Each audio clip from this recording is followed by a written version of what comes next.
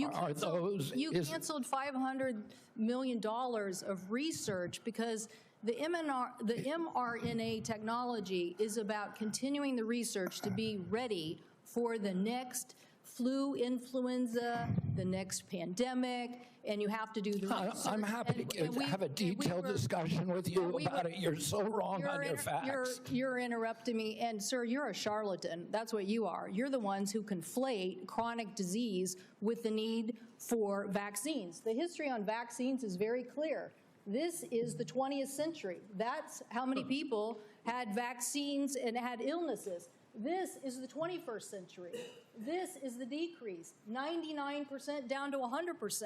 This is what was delivered with vaccines, and you don't want to support that. You don't want to support that evidence. So yes, the governors of the West, Washington, Oregon, and California, will take up the efficacy of science. Yes, the University of Washington will deliver the science that America will depend on, because you don't want to depend on it. And his own Surgeon General of the Trump administration said over 2 million lives were saved because of the mRNA technology, and you don't want to continue that.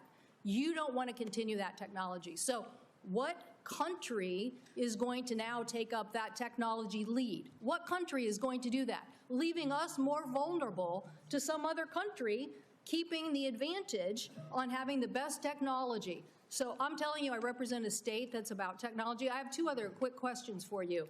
These questions or statements? Because I can answer that question if it's actually a question. Do you believe in having the ACA and the support for the ACA that is about to expire? Do you believe in doing something about that? In terms of the enhanced premium tax credits? Yes. The Democrats had two chances to make them permanent, and they didn't. And they didn't for a reason. We're the ones who delivered it. So I'm just asking, yes or no, do you want to do something about this? Yes or no? I want to fix the system, and that's what we're doing, fixing systematically to make premiums lower. That's what President Trump wants to do. Do you think the women on the steps of the Capitol were a hoax yesterday? I don't know about any women on the steps of the Capitol. The women who were talking about Epstein, do you think they were a hoax yesterday? Do I think they were? Do you think they were perpetrating a hoax yesterday? Perpetuating a hoax? Yeah. I have no idea what they were saying. This is the first time I'm hearing about it. You're hearing about the women on the Capitol steps saying that they believe that the Epstein information should be made public? That's the first you're hearing about it?